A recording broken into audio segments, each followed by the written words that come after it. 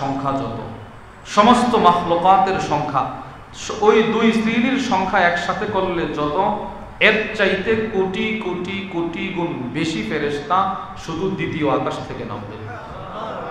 এইভাবে তৃতীয় আকাশের ফেরেশতা আরো বেশি, চতুর্থ আকাশের ফেরেশতা আরো বেশি, পঞ্চম আকাশের ফেরেশতা আরো বেশি, ষষ্ঠ আকাশের ফেরেশতা আরো বেশি, সপ্তম আরো বেশি। এই 7 আকাশের ফেরেশতা নামবে, 7টা বাউন্ডারি হবে, এর ভিতরে মানুষ থাকবে। অতঃপর আরশ বহনকারী 8 জন ফেরেশতা আল্লাহর আরশ নিয়ে আসবে। এই আরশ যে নিয়ে আসবে, আরশ কত বড়! as-silsilatul ahadithis sahihar মধ্যে হাদিস আছে, আল্লাহর রাসূল বলেন মাস সামাওয়াতুস,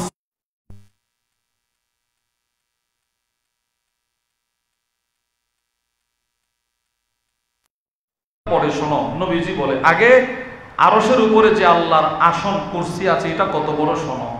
7 আকাশ 7 জমিন যদি আল্লাহর কুরসির ভেতরে রেখে দেওয়া হয় তো দেখতে কত বড় দেখা যাবে।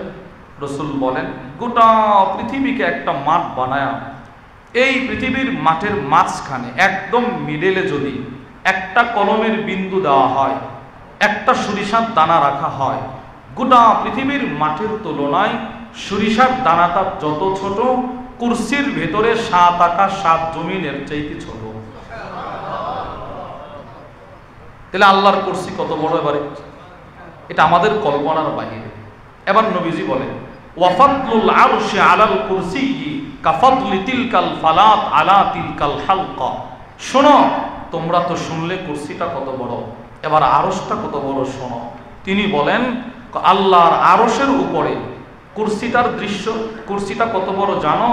সারা পৃথিবীকে মাঠ বানায়া মাঝখানে যদি একটা সরিষার দানা, না শুধু সরিষার দানা না, ওই দানাটাকেও যদি 100 ভাগে ভাগ করা যেত, 100 ভাগেও যদি একটা সরিষার দানারে ভাগ করা যেত, যেই অংশটা 100 নম্বর ভাগে আসতো, ওইটা গোটা পৃথিবীর মাঠের মাঝখানে রেখে দিলে যত ছোট, আরশের উপরে কুরসি এর চাইতে ছোট।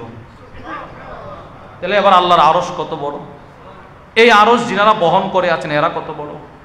আবু দাউদ শরীফের বর্ণনা, হযরত জাবির ইবনে আব্দুল্লাহ রাদিয়াল্লাহু তাআলা আনহু থেকে বর্ণিত, তিনি বলেন আল্লাহর রাসূল বলে উযিনা লি আন উহাদ্দিসা আন মালাকিম মিন মালাইকাতিল্লাহ মিন হামালাতিল আরশ। আল্লাহ তাআলা আরশ বহনকারী ফেরেশতাদের বর্ণনা দেওয়ার অনুমতি আমাকে দেওয়া হয়েছে। তিনি বলেন একজন আরশ বহনকারী ফেরেশতা কত বড় জানো? ইন্নামা বাইনা শাহমাতি উযনি ইলা আতিকি। এদের একজন ফেরেশতার কানের লতি থেকে এই জায়গার দূরত্ব আমাদের 4 আঙ্গুল, এদের 700 বছরের রাস্তা। এত বড় একজন ফেরেশতা। এই 8 জন ফেরেশতা আরশ নিয়ে আসবে। এই আরশ বহনকারী 8 জন ফেরেশতার চতুর্পাশে কি পরিমাণ ফেরেশতা থাকবে? আব্দুল্লাহ ইবনে আব্বাস রাদিয়াল্লাহু তাআলা আনহুমা বলেন 7 আকাশের ফেরেশতার সংখ্যা যত, সমস্ত মাখলুকাতের সংখ্যা যত, 2 শ্রেণীর একসাথে করলে সংখ্যা যত হবে, এর চাইতে কোটি কোটি কোটি কোটি কোটি কোটি গুণ বেশি ফেরেশতা শুধু আরশের চতুর্পাশে আছে। ওনারা এসে দাঁড়াবে। এবার আপনি বলেন ফেরেশতাদের এত বাউন্ডারি, এর ভিতরে আমি থাকব, আপনি থাকবেন, চিত্রটা কতটা ভয়ঙ্কর হবে আপনি বলেন? কি পরিমাণ হবে ওই সময় আমাদের ভয়, অবস্থাটা কেমন হবে বলেন? আল্লামা সাইয়্যিদ আহমদ পালনপুরি নব্বরাল্লাহু মারকাদা হযরত বলেন এখন কিয়ামতের দ্বিতীয় ভয়ঙ্কর চিত্র শুরু হবে। সেটি হলো মানুষ যখন দেখবে ডান দিকেও ফেরেশতা, বাম দিকেও ফেরেশতা, সামনে ফেরেশতা, পিছনে ফেরেশতা, মানুষগুলো ভয়ে ভীত সন্ত্রস্ত হয়ে ইয়াদু যালিমু আলা ইয়াদাই, নিজেরা নিজেদের হাতে কামড় শুরু করে দিবে, নিজেদের হাত নিজেরা কামড়ায় খাবে। কি করলাম দুনিয়ায়, জিন্দেগিটা করলাম কি? আল্লাহ পাঠাইলেন কোন কারণে, আমি করলাম কি? আল্লাহ হায়াত দিলেন কেন আর আমি করলাম কি? আল্লাহ যৌবন দিলেন কেন আর আমি করলাম কি? আল্লাহ তাআলা সুস্থতার নিয়ামত দিলেন কেন আর আমি করলাম কি? এইগুলো আক্ষেপ করতে করতে কামড়াতে থাকবে, নিজের হাত নিজে কামড়াবে। আর মনে মনে একটা আশা থাকবে, আকাঙ্ক্ষা। কি আকাঙ্ক্ষা জানেন? আজকে তো কেউ বাঁচানোর মতো সাহস কারো নাই, কেউ সুপারিশ করার সাহস পাবে না, সকলেই থরথর করে কাঁপবে। কেউ যদি আমাকে এই কঠিন মুসিবত থেকে বাঁচাইতেই পারে তো রসুল ছাড়া আর কারো পক্ষে সম্ভব না।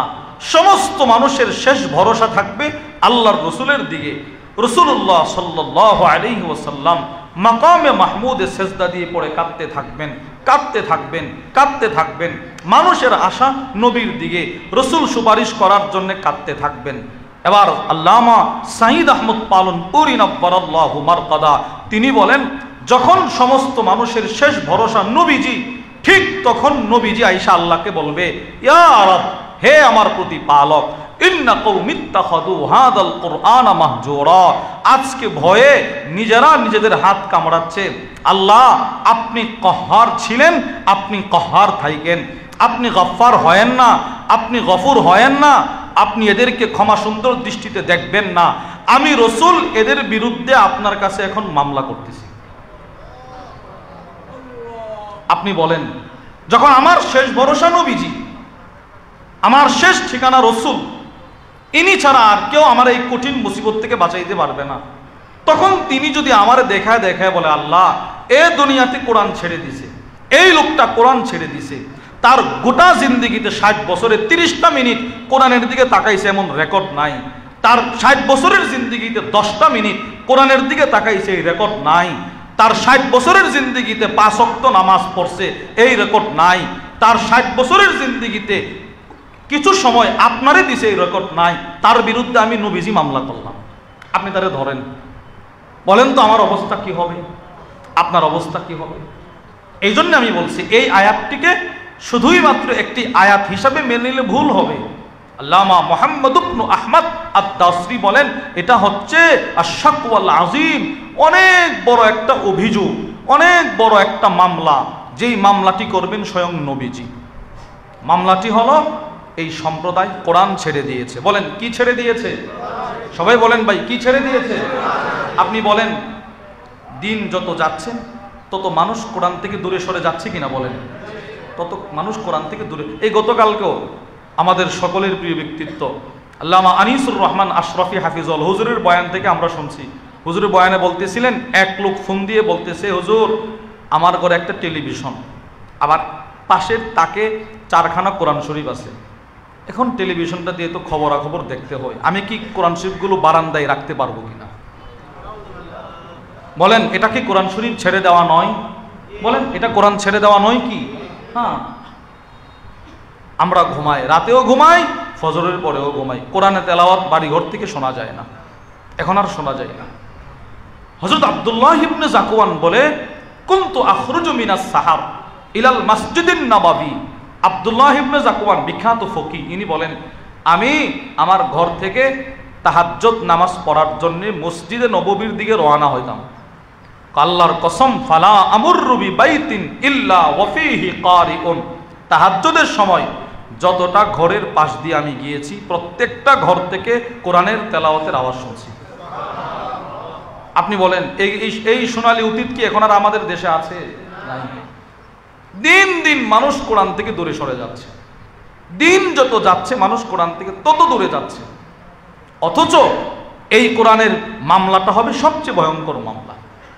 তাহলে আমরা এতটুকু আলোচনার দ্বারা বুঝলাম, এটা একটা মামলা, কোরআন ছেড়ে দেওয়াটা একটা অপরাধ। বলেন কি ভাই? অপরাধ। এবার আল্লাহর রসুল যে বলবেন, আল্লাহ, আমার উম্মত কোরআন ছেড়ে দিয়েছে, এই ছেড়ে দেওয়ার অর্থ কি? এটার অনেক অর্থ। আল্লামা শাইখুল ইসলাম সানি ইমাম রব্বানি আল্লামা ইমাম ইবনুল কাইয়িম আল জাওজিয়্যা রাহিমাহুল্লাহ, তার বিখ্যাত কিতাব আল ফাওয়াইদ, এই কিতাবটা অনেক সুন্দর একটা কিতাব। আমাদের হযরত ওয়ালা হাকিমুন নফস আল্লামা মুফতি মুশতাকুন নবী কাসিম হাফিজাহুল্লাহ, হুজুর এক সফরে আমাদের এলাকায় গেছিলেন। তো সৌভাগ্যক্রমে আমাকে হুজুরের গাড়িতে বসার আমার সৌভাগ্য হয়েছিল। আমি বসছি পরে হুজুর আমার পিছন থেকে এই কিতাবটা দিছিলেন যে মৌলানা এই কিতাবটা মোতালা করেন। ওই কিতাবের মধ্যে আছে কোরআন ছেড়ে দেওয়ার অর্থ অনেকগুলো, ইমাম ইবনুল কাইয়িম আল জাওজিয়্যা রাহিমাহুল্লাহ নিয়ে আসছেন। এর ভিতরে প্রথম অর্থ হলো, আল্লাহ এই সম্প্রদায় কোরআন ছেড়ে দিয়েছে, মানে এর অর্থ হলো এই মানুষগুলো কোরআনের প্রতি ঈমান আনে নাই। নাউজুবিল্লাহ বলেন।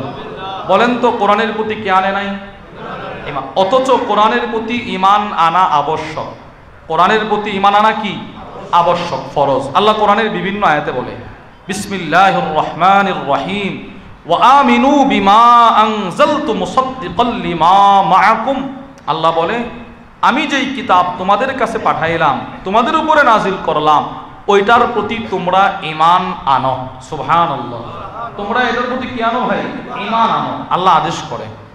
আল্লাহ আরো সহজ করে বলে ওয়াহাদা কিতাবুন আনজালনাহ, এই কিতাব যেটা আমি নাজিল করছি, মুবারাকুন, অনেক বরকতপূর্ণ। সুবহানাল্লাহ বলেন। বলেন তো কোরআন কি বরকতপূর্ণ? বলেন কোরআন কি? সবাই বলেন কোরআন কি ভাই? বরকতপূর্ণ। এই আয়াতের ব্যাখ্যায় তাফসীর সমরকন্দির ভেতরে ফকি আবুল লাইথ আস-সমরকন্দি রাহিমাহুল্লাহ বলেন আল কুরআন ফীহি বারাকা। কোরআন এমন এক কিতাব যেই কিতাবের মধ্যে শুধুই বরকত। কার জন্যে? কলিমান আমানাবি, যে এই কোরআনের প্রতি ঈমান আনবে তার জন্যে। সুবহানাল্লাহ। কোরআনের প্রতি যারা ঈমান আনবে তাদের জন্য শুধু বরকত, দুনিয়ার বরকত, আখিরাতের বরকত। কোরআনের ভিতরে দুনিয়ার বরকত আছে, আখিরাতের বরকত আছে। বলেন তো দুনিয়ার বরকত আছে, আখিরাতেরও কি আছে?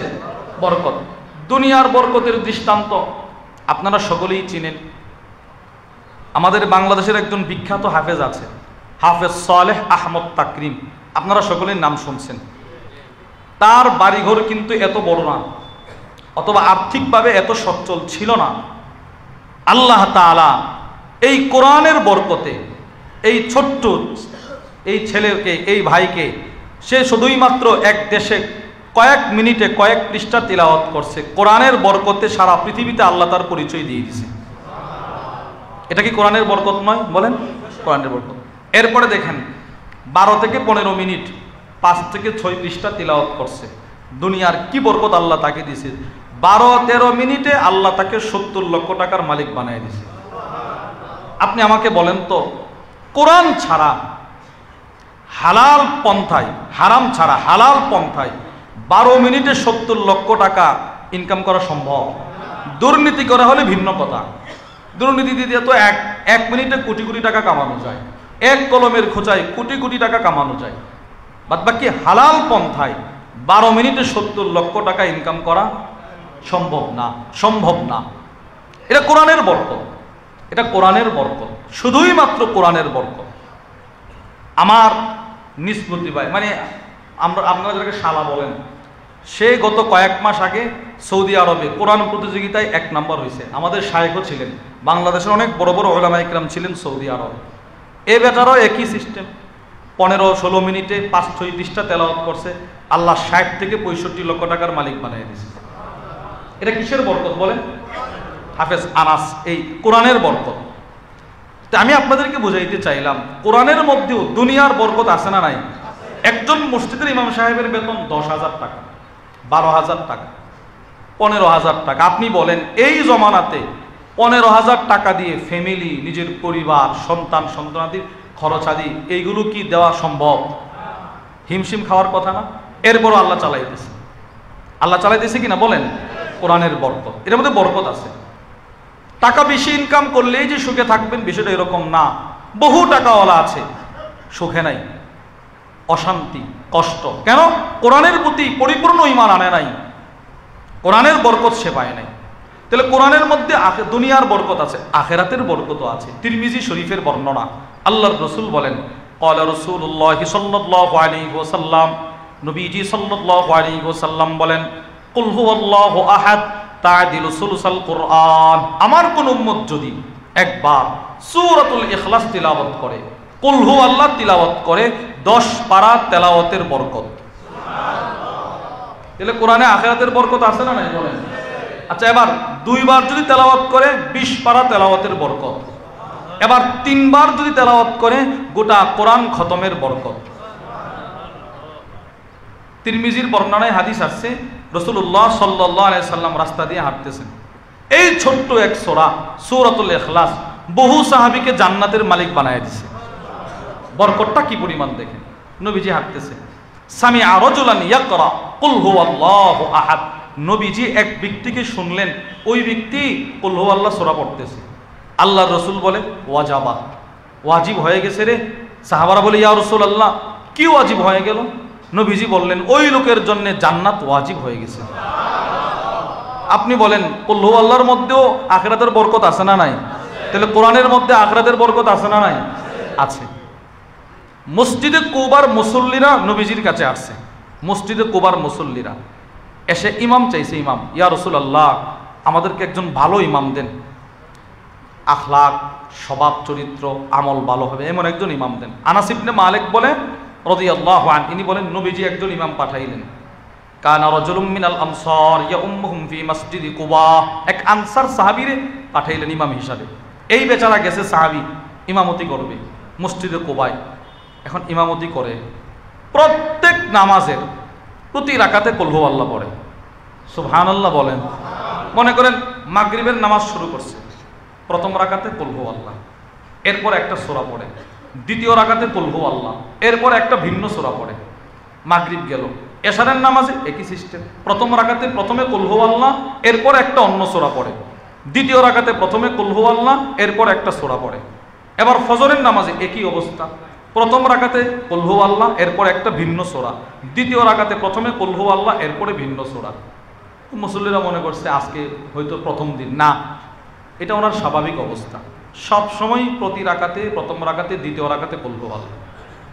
আনাস ইবনে মালিক রাদিয়াল্লাহু তাআলা আনহু বলেন মুসল্লিরা ওনারে ধরছে, ফাকাল্লামাহু আসহাবু, মুসল্লিরা ওনার সাথে কথা বলে, ইমাম সাহেব আপনার স্বভাব ভালো, চরিত্র ভালো, মানুষ ভালো, রসুলের সহবত প্রাপ্ত সাহাবী আপনি, আপনার একটা জিনিস সমস্যা কি?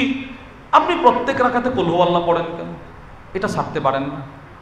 শুধু অন্য সূরা পড়তে পারেন না? আপনি কুল হু আল্লাহ আপনার পড়াই লাগবে, এটা ছেড়া দেন। ইমাম কি জবাব দিয়ে দেখেন। সাহাবী বলে মা আনা বিতারিকিহা, না আমি কুল হু আল্লাহ ছাড়তে পারবো না, আমি ছাড়বো না কুল হু আল্লাহ। এখন কি বলে দেখেন, ইন আহবাবতুম আন আউম্মাকুম, আমি কুল হু আল্লাহ দিয়েই নামাজ পড়াবো, যদি তোমাদের পছন্দ হয় আমাকে রাখতে পারো। ওয়াইন কারিহতুম তারাকতুকুম, আর যদি কুল হু আল্লাহ দিয়ে পড়াইলে তোমাদের সমস্যা হয় আমাকে বলতে পারো, সরি আমি ইমামতি ছাড়তে রাজি, কুল হু আল্লাহ ছাড়বো না, আমি কুল হু আল্লাহ ছাড়তে পারবো না, আমি এটা পড়াবোই পড়াবো। সমস্ত মুসল্লিরা এই একটা বিষয়ে একমত, আন্নাহু মিন আফদালিহিম, এই ইমাম সাহেব এই সমস্ত সাহাবাদের ভিতরে ওই এলাকার সবচেয়ে বুজুর্গ। এই বিষয়ে সবাই মুসল্লিরাও একমত, না ইনি অনেক ভালো মানুষ, সমস্যা একটা শুধু কুল হু আল্লাহ পড়ে। এই জন্যে ওয়াকারিহু আইয়া উম্মাহুম গায়রু, সব মুসল্লিরা পরামর্শ করে না ইনি ছাড়া অন্য কেউ নামাজ পড়া কিটা আমরা চাই না, নামাজ উনি পড়াবেন, উনি অনেক বড় বুজুর্গ, কিন্তু কুল হু আল্লাহটা ছাড়তে হবে। ছেড়ে দিলে ভালো ছিল, উনি তো ছাড়তে চায় না। নবীজি ইমাম যে পাঠাইলেন, ইমাম পাঠানোর পর ইমামের অবস্থা জানার জন্য রসুল কয়েকদিন পরেই মসজিদে আসছে। আমরা অনেক সময় বড় বড় মাদ্রাসা থেকে ইমাম চায়া নিয়ে আসি কিনা বলেন, গিয়ে বলে হুজুর একজন ভালো ইমাম দেন। তো হুজুর যখন ইমাম দেয়, হুজুর কিন্তু আপনাকে বাজারে নাগাল পাইলে ফোনে জিজ্ঞেস করে ইমাম যে দিলাম কেমন, ভালো। ওই রসুল আসছেন, ফালাম্মা আতাহুমুন নাবিয়্যু সাল্লাল্লাহু আলাইহি ওয়াসাল্লাম, রাসূলুল্লাহ সাল্লাল্লাহু আলাইহি ওয়াসাল্লাম আসলেন, আয়সা পড়ছে। সব মুসল্লিরা নবীজির কাছে গেছে, ফা আখবারুহুল খাবার, সবাই গিয়ে বলে ইয়া রাসূলুল্লাহ সাল্লাল্লাহু আলাইহি ওয়াসাল্লাম ইমাম যে দিয়েছেন অনেক ভালো, ওনা অনেক ভালো, সব দিক দিয়ে ভালো, একটা সমস্যা আছে। আরে কি সমস্যা? কানা ইয়াসনাউ যালিকা ফি কুল্লি রাকা, উনি প্রত্যেক রাকাতে কুল হু আল্লাহ পড়ে, এই একটা সমস্যা। আপনি একটু ওনারে বলেন না, আমরা বলছি আমাদেরকে এমন হুমকি দিছে উনি নাকি ইমামতি ছেড়ে দিবে, কুল হু আল্লাহ ছাড়বেন। আপনি একটু ডাক দিয়ে বলেন না কেন এই কাজটা করে, এটা তো বাদ দে। নবীজি ডাক দিছে। আল্লাহর রাসূল বলেন মা ইয়ামনাউক আন তাফআলা মিম্মা ইয়া'মুরুকা বিহি আসহাবুক, এই বেটা তোমার মুসল্লিরা তোমারে যেটা করতে নিষেধ করে তুমি এটা কেন করো? মুসল্লিরা বলতেছে কুল হু আল্লাহ এত বেশি না পড়তে, তুমি কেন এটা পড়ো প্রতি রাকাতে? সাহাবী চুপ। এবার রাসূল বলেন আচ্ছা ঠিক আছে, তুমি তো পড়ো, কোনো না কোনো কারণেই পড়ো। ওয়ামা ইয়াহমিলুকা আলা লুজুমি হাদিহিস সূরা, প্রত্যেক রাকাতে, প্রতি নামাজে প্রত্যেক রাকাতে এই সূরাটা পড়তে তোমার কোন জিনিসটা উদ্বুদ্ধ করে, কোন প্রেমে পাগল হয় এই সূরা পড়ো, বলো আমাকে। সাহাবী বলে ইয়া রাসূলুল্লাহ ইন্নী উহিব্বুহা, এই সূরার ভিতরে আমার রবের পরিচয়, এই সূরার ভিতরে আমার রবের বংশের পরিচয়, এই সূরার ভিতরে আমার রবের ওয়াহদানিয়তের বর্ণনা, এই সূরার ভিতরে আমার রবের জাত সিফতের বর্ণনা। এই সূরা আপনার পক্ষ থেকে কাফেরদের দাঁত ভাঙ্গা জবাব। এই জন্যে এই সূরাটাকে আমি বেশি ভালোবাসি। আমি প্রত্যেক রাকাতে এই সূরাটা এই জন্যই পড়ি, আর কোনো কারণ নাই। অন্য সূরা পারি না, বিষয়টা এরকম না। আমি এটারে এই জন্য ভালোবাসি, এই জন্য পড়ি। আল্লাহর রাসূল বলে, যাও হুব্বুকা ইয়াহা আদখালাকাল জান্নাহ, এই সূরার ভালোবাসা তোমাকে আল্লাহর জান্নাতে ঢোকায় দিয়েছে। আপনি বলেন কোরআনের ভিতরে আখিরাতের ফায়দা আছে না নাই? আখিরাতের বরকত আছে না নাই? আমরা তো দূরে, আমরা তো এই সূরা থেকেও দূরে, এটাই বাস্তব। উম্মত এই সূরা থেকেও দূরে। আপনি হিসাব করেন, অনেক মুসলমান আছে এই সূরাটাও শুদ্ধ করে পারে না। বলেন আছে না নাই? তো আমি আমার 60 বছর কি করলাম? আমি তো ইচ্ছে করলে 60 বছরে এই সূরাটা শিখতে আর সূরাতুল ফাতিহাটা শিখতে আমার কত ঘন্টা লাগতো। আফসোস, শেষ রাতে, একদম শেষ রাতে সিএনজিতে গ্যাস নেওয়ার জন্য ঘুম থেকে জাগ্রত হয়, লাইন ধরে গ্যাস পাম্প থেকে গ্যাস নিতে হবে, কিন্তু কখনো একটা সূরা শেখার জন্য মসজিদে যায় নাই, হুজুরের কাছে যায় নাই, নামাজে যায় নাই। আপনি বলেন আমাদের দেশের অনেক মানুষ রাত 3টা, 3:30, 4টায় ঘুম থেকে উঠি কিনা বলেন? ওনারা কি নামাজের জন্য উঠে না দুনিয়ার জন্যে? দুনিয়ার জন্য। কেউ খেতে পানি দেওয়ার জন্য, কেউ গাড়িতে গ্যাস ঢোকানোর জন্য। ওই সময়টা যদি একটু ফাঁক করে, গাড়িটা লাইনে আসে থাকুক, মানুষ যারা কাজ করবে এরা খেতে আসে থাকুক, আমি ফাঁক দিয়ে নামাজটা পড়ে, এদেরকে নিয়ে নামাজটা পড়ে আসি, তাহলে কি আখিরাতের বরকত হইতো কিনা বলেন? কোরআনকে ধরা, আমরা কোরআন না ছাড়া, তাহলে আমরা আজকে একটা আলোচনা শুনলাম, কোরআনের প্রতি ঈমান আনা। বলেন কোরআনের প্রতি কি আনা ভাই? পরিপূর্ণ ঈমান যদি কেউ আনে, আল্লাহ তার দুনিয়াতেও বরকত দিবে, আখিরাতেও বরকত দিবে। আল্লাহ তাআলা আমাদেরকে কোরআনওয়ালা হয়ে মৃত্যুবরণ করার তৌফিক দান করেন। তাহলে বলেন তো আমাদের পরিচয় কি? কোরআনওয়ালা। বলেন কি ওয়ালা? কোরআনওয়ালা। বলেন কোরআনওয়ালা, ঈমানওয়ালা, জিকিরওয়ালা, আমলওয়ালা, তাকওয়াওয়ালা। এইগুলো বানানোর জন্য আমাদের ইসলামী মজলিস, হযরতের এই ডাক। হযরত যে এত কষ্ট করেন, রাত দিন অক্লান্ত পরিশ্রম। আমার তো মনে হয় সারা রাত দিন মিলায়ও 4-5 ঘন্টা ঘুমাইতে পারে না, অসুস্থ হয় শুধু উম্মতের ফিকির করতে করতে, যেন উম্মত জিকিরওয়ালা হয়ে যায়, যেন উম্মত কোরআনওয়ালা হয়ে যায়, উম্মতের পুরুষ যেন কোরআনওয়ালা হয়ে যায়, উম্মতের মহিলা যেন কোরআনওয়ালা হয়ে যায়। আল্লাহ আমাদের সকলকে কোরআনওয়ালা হয়ে কবর পথের পথিক হওয়ার তৌফিক দান করুন। ওমা আলাইনা ইল্লাল বালাগ।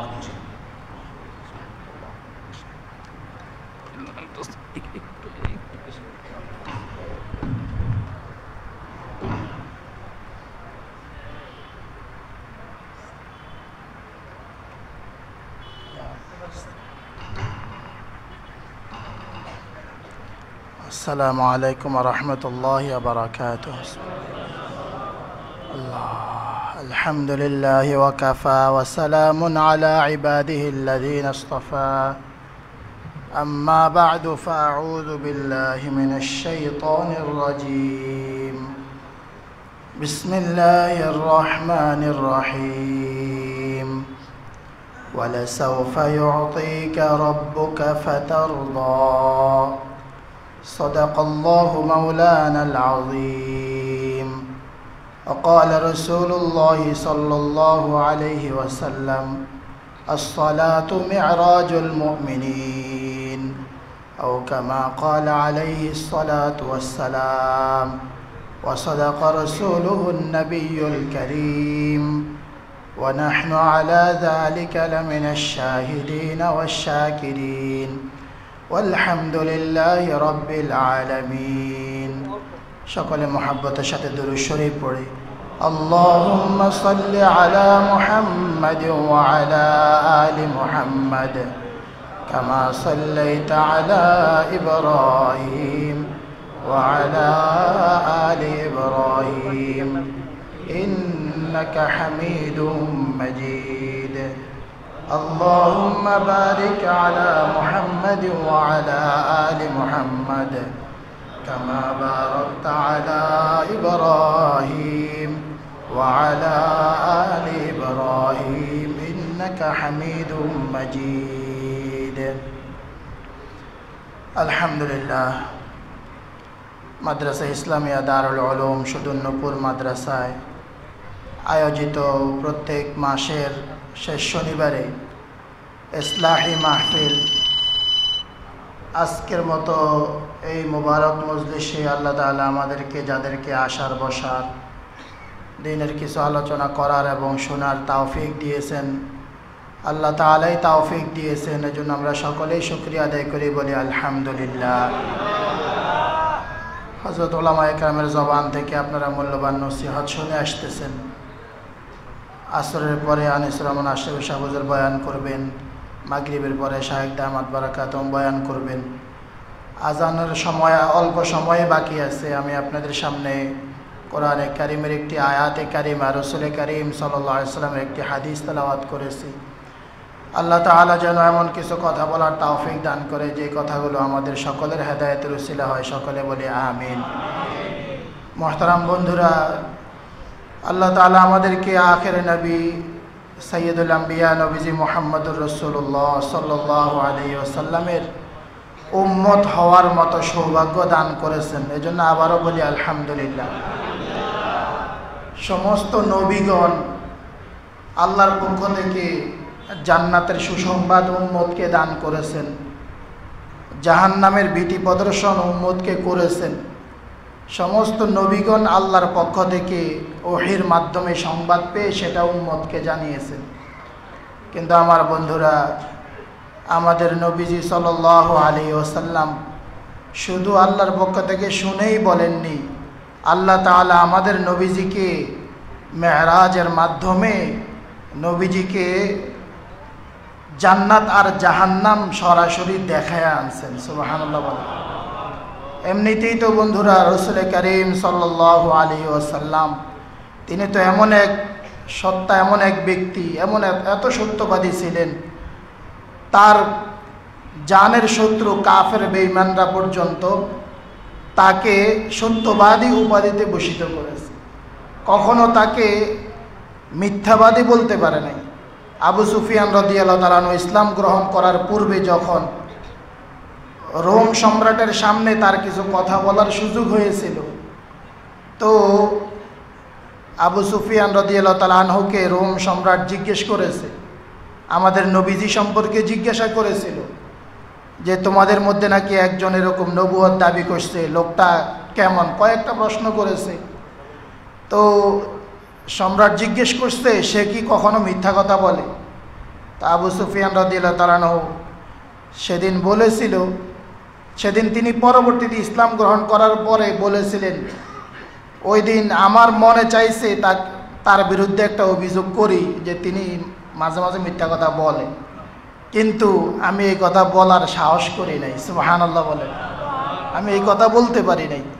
তারপরেও ঘুরাইয়া পেঁচাইয়া একটু বলছি যে আমাদের মাঝে তার মাঝে একটা চুক্তি হয়েছে, জানি না সে চুক্তিটা কতটুকু রক্ষা করে।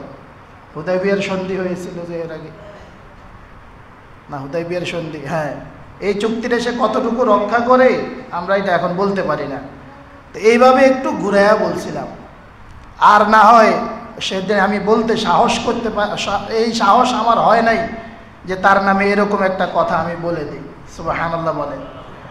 তো আল্লাহ রাসূল সাল্লাল্লাহু আলাইহি ওয়াসাল্লাম তো কোনো একটা কথা তিনি এটা বলার দ্বারাই হয়, কিন্তু এরপরে আল্লাহ তাআলা আবার মেরাজের রাতে আমার আর আপনার রাসূল করিম সাল্লাল্লাহু আলাইহি ওয়াসাল্লামকে আল্লাহ তাআলা জান্নাত আর জাহান্নামের কঠিন শাস্তি নবীজিকে স্বচক্ষে দেখায় আনছেন, আর জান্নাতের নাজ নেয়ামত নবীজিকে স্বচক্ষে দেখায় আনছেন। সুবহানাল্লাহ বলেন। এজন্য সেখান থেকে এসে নবীজি বলেছেন, মা রাআইতু মিসলান নারি নামা হারিবুহা ওয়া মা রাআইতু মিসলাল জান্নাতি নামা তালিবুহা। আল্লাহ রাসূল সাল্লাল্লাহু আলাইহি ওয়াসাল্লাম বলেছেন, আমি জাহান্নামের মতো এত ভয়াবহ আযাবের জায়গা আমি আর কখনো দেখি নাই, অথচ উহা থেকে পলায়নকারীরা ঘুমায় আছে। কি ঘুমায় আছে। আবার আমি জান্নাতের মতো এত নাজ নেয়ামত পূর্ণ, এত শান্তির জায়গা আমি আর ইতিপূর্বে দেখি নাই, অথচ উহার তালাশকারীরা ঘুমায় আছে।